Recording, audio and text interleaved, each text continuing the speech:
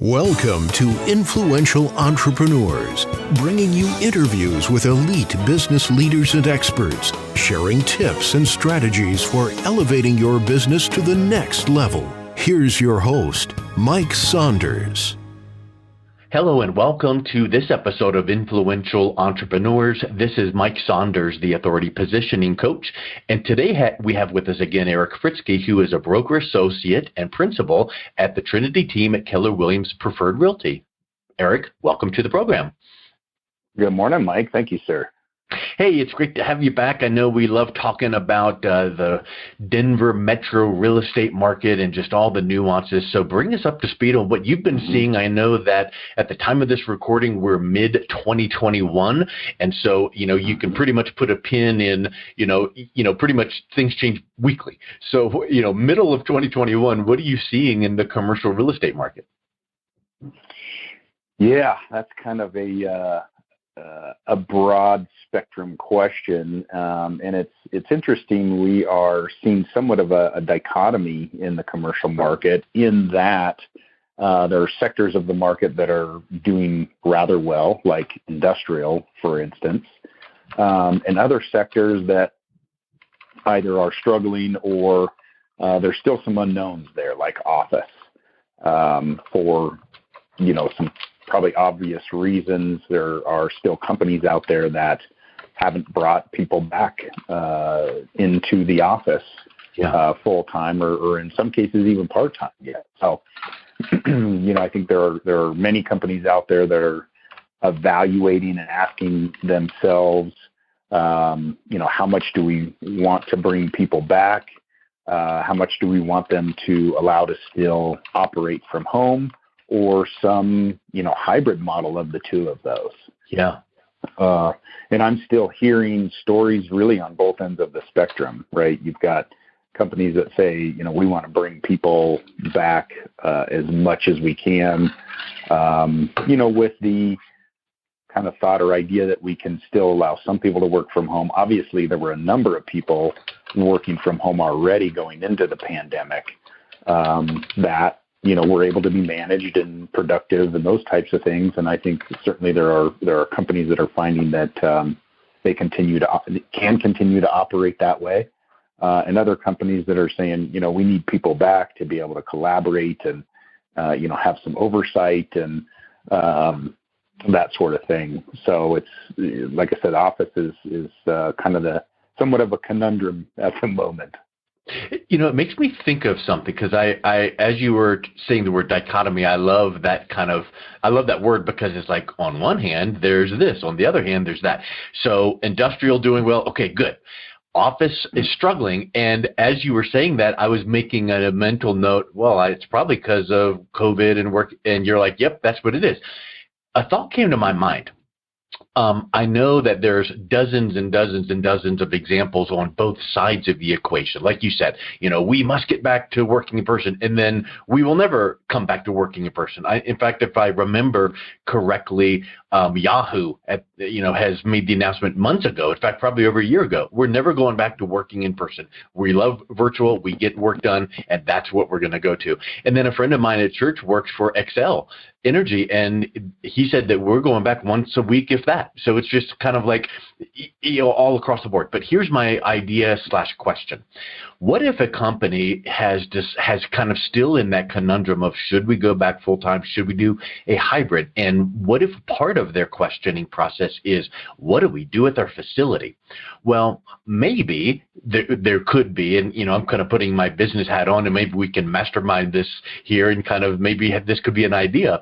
But maybe you do a conversion into taking your space and convert it into like co-working spaces, and then they can lease it out to people wanting to come in and use a space for a day, a week, a month, and bring in a whole bunch of people in a variety of industries.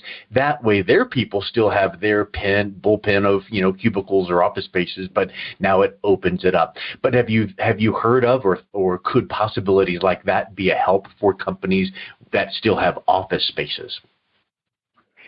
Yeah, I think that, at least in my mind, causes more potential issues in management than it creates a solution. Okay, good point. Most companies want to focus on their business and not the business of Running a managing business tenants and leasing space, because it's really completely two different things. Yeah.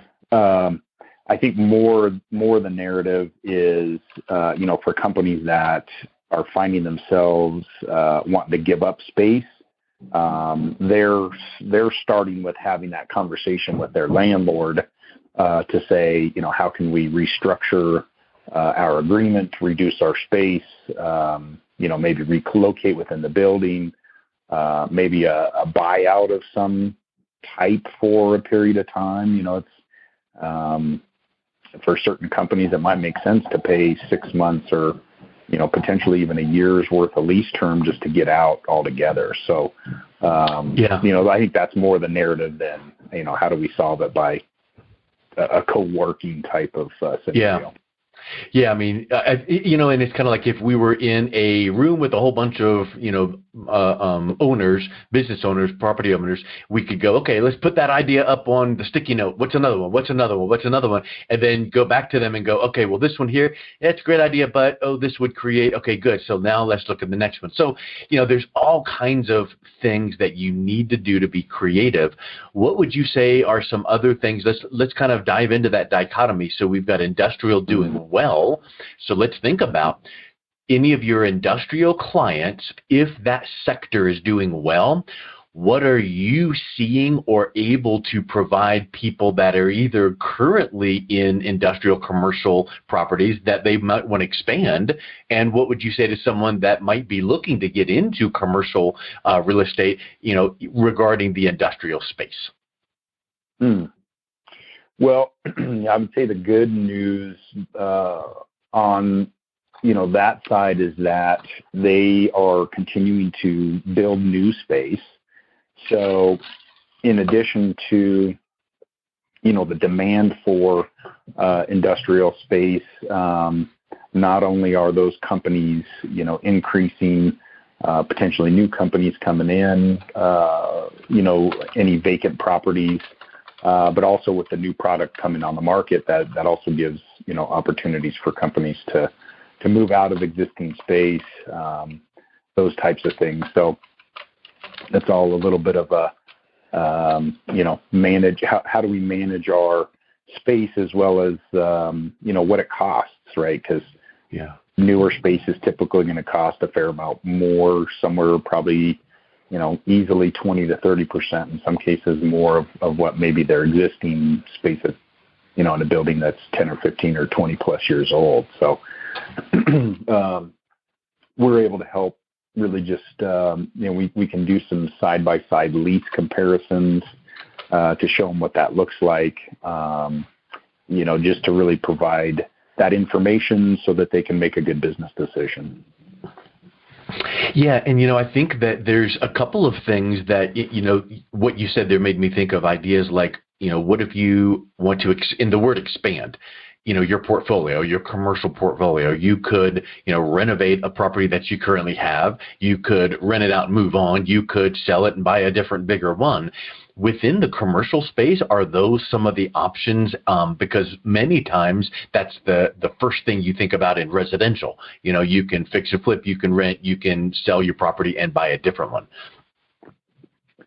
Yeah, and it really depends too if you're talking about leasing, or I think your question was framed more around if a company owns their building, right? Yeah.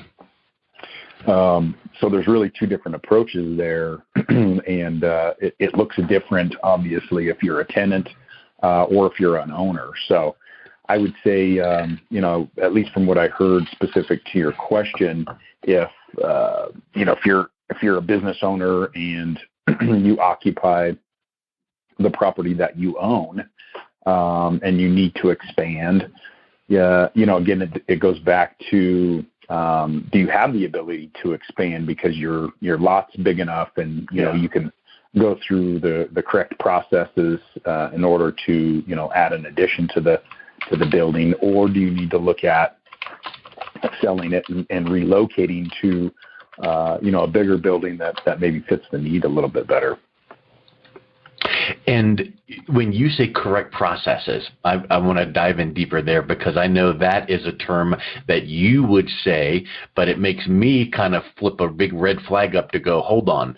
When you hear about correct processes in commercial real estate or any type of real estate transaction, that could be a 15, 20, 30 bullet points of you need to make sure this and verify that. So, I'm certain that we don't have time to cover that in a 2 or 3 hour conversation, but talk a little bit about working with the right commercial realtor like the Trinity team with correct processes, whether it's regulations or zoning, just the knowledge you guys have to help people navigate through that.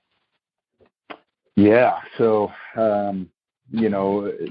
again, depending on the context of the situation, one of the, key pieces is that governmental authority approval, whether it be for, maybe a specific use, because, zoning dictates uses, right?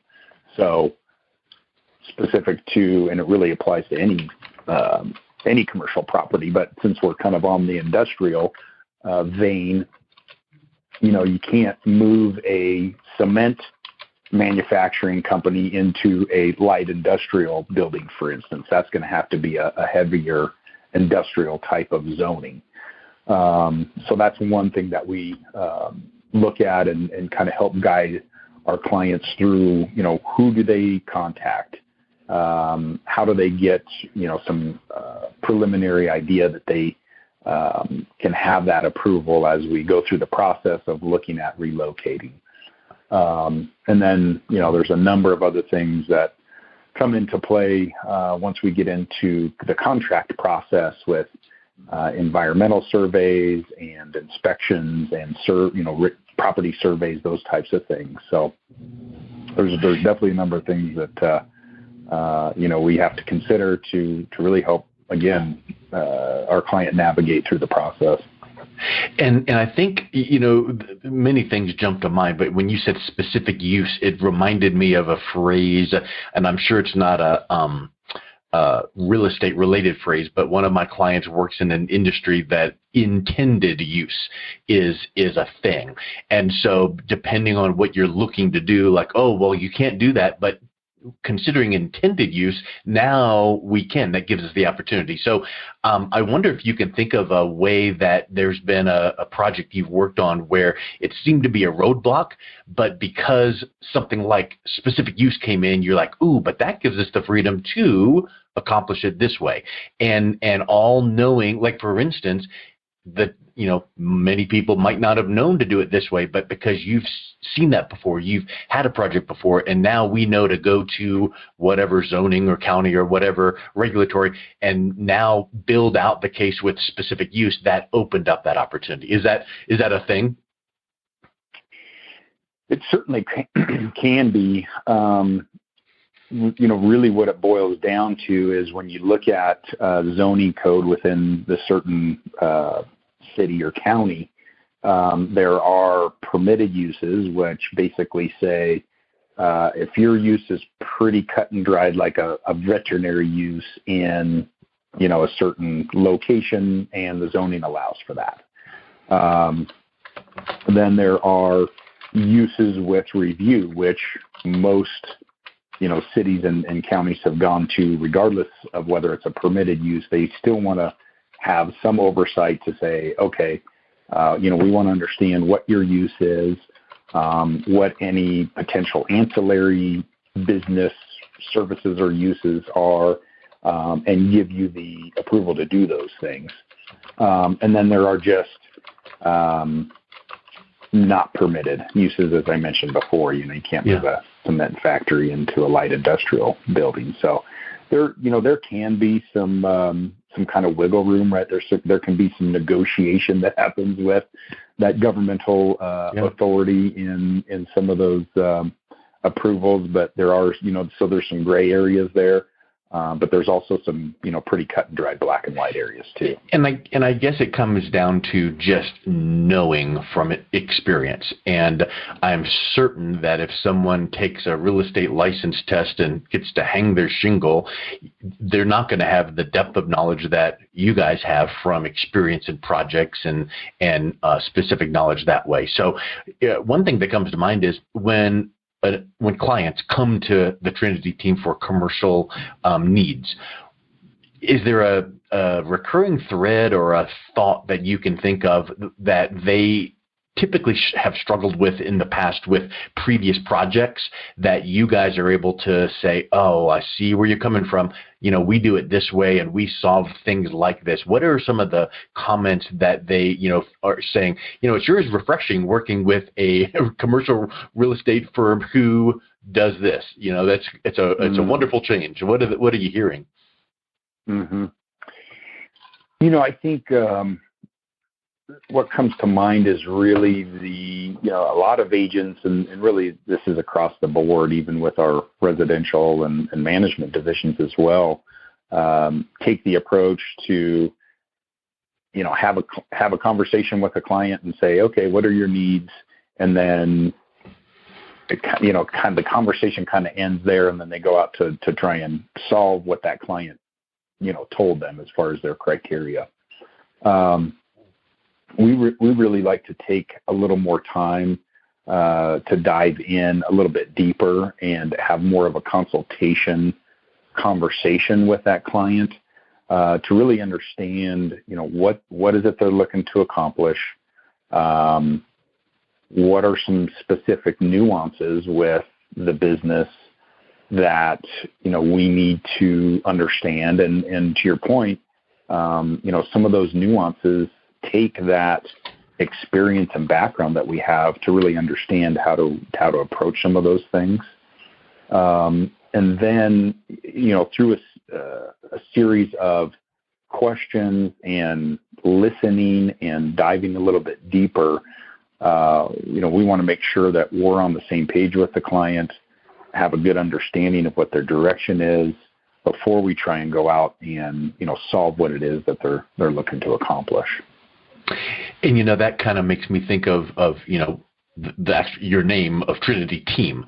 And I'm sure that a lot of organizations would say, oh yeah, we are the, XYZ team, which in reality is just a bunch of individuals working up underneath that name. But you guys truly take that team approach to the next level. Mm-hmm. So talk a little bit about that as opposed to, like when one person needs help and they go to their colleague down the hall per se, and they're going to give them a little bit of help, but they're going to hold back because really that's could affect my clientele. Mm-hmm. That's not the way that it is in your organization. So talk a little bit about that and what benefit that brings to the client. Yeah, so it is pretty cool, the dynamic that we have within the team for multiple reasons.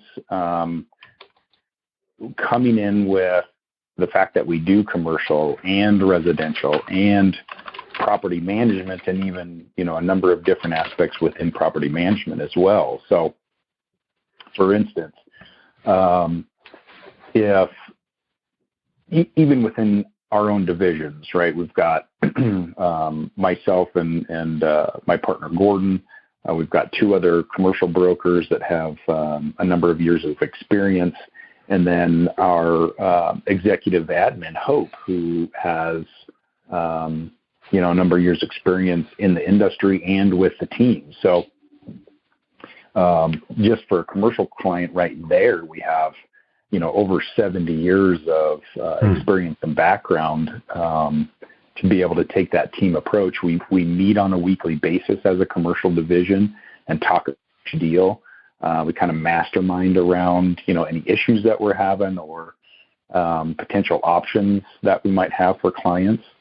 And then sometimes it goes outside of that that specific division, like commercial division, might overflow into our commercial property management, for instance, where we can, reach out to Brett as a resource to answer questions about CAM reconciliations or triple net expenses.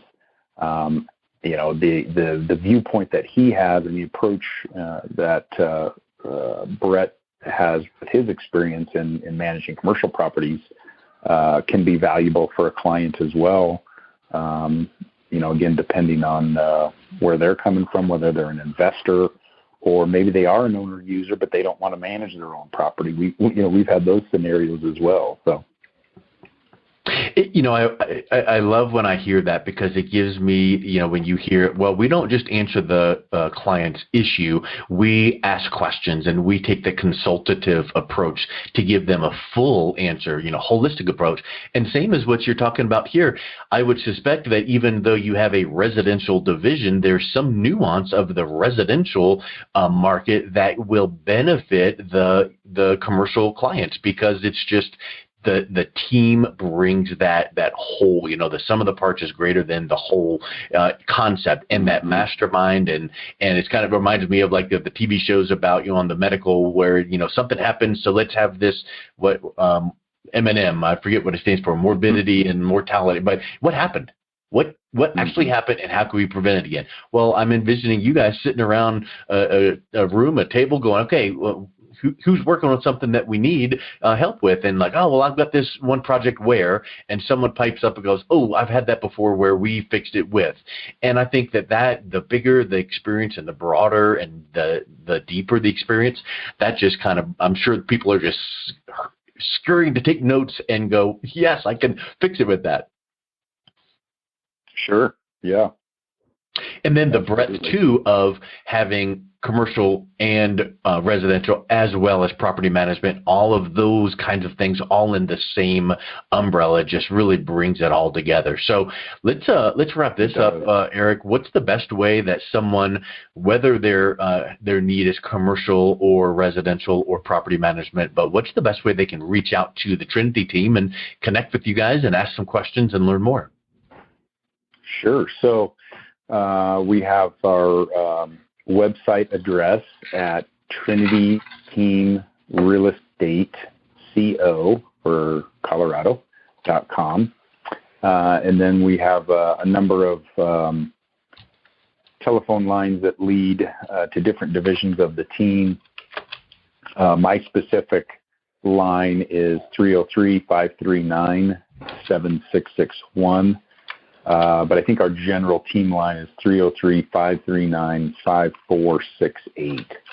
So again, either the website or any one of those numbers. And actually, our general Keller Williams preferred office line is 303-452-3300, and ask for Trinity team.